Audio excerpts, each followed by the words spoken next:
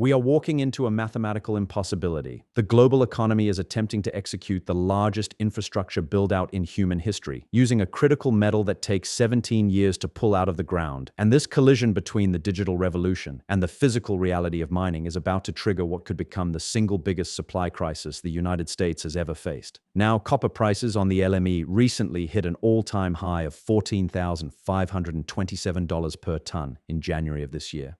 But the spot price is not the real story here. The real story is what is happening underneath the surface. According to S&P Global, the average time from discovering a new copper deposit to actually producing usable metal is 17.9 years. And in the United States specifically, that number stretches to 29 years due to permitting requirements. Now, this timeline has actually been getting longer, not shorter. It was 13 years in the late 2000s. Today, it is nearly 18. And the reason for this matters tremendously because it is colliding with an AI data center build-out that operates on an 18 to 23-month construction cycle. In other words, by the time a copper deposit discovered today begins producing a single pound, the data centers that needed it will have been built, depreciated, and replaced twice over. But it gets worse. Existing supply is not holding steady. It is actively shrinking. Over the last decade, the volume of ore processed globally has risen by 44%, an additional 1.1 billion tons per year, just to keep copper production flat.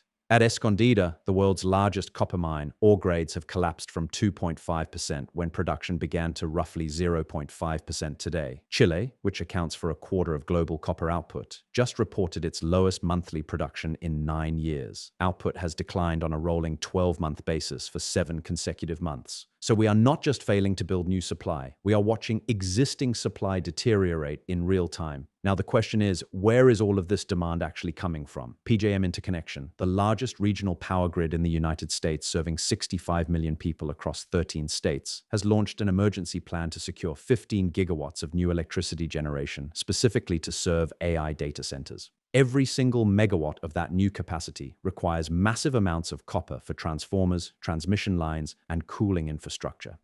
A standard AI data center requires between 27 and 33 tons of copper per megawatt. That is 2.5 to 3 times more copper intensive than a traditional data center. So PJM's 15 gigawatt plan alone translates to roughly 450,000 tons of copper demand just for the power infrastructure, before you even account for the data centers themselves. And globally, data center capacity is projected to surge from 77 gigawatts to 334 gigawatts by 2030. The reality is that tech companies have modeled their AI growth around power availability, but they have completely failed to model the physical copper required to build that power. NVIDIA's GB200 architecture requires over 2 miles of copper cabling per rack. And because copper represents less than 1% of total capital expenditure on a multi-billion-dollar hyperscale facility, these companies have treated it as negligible.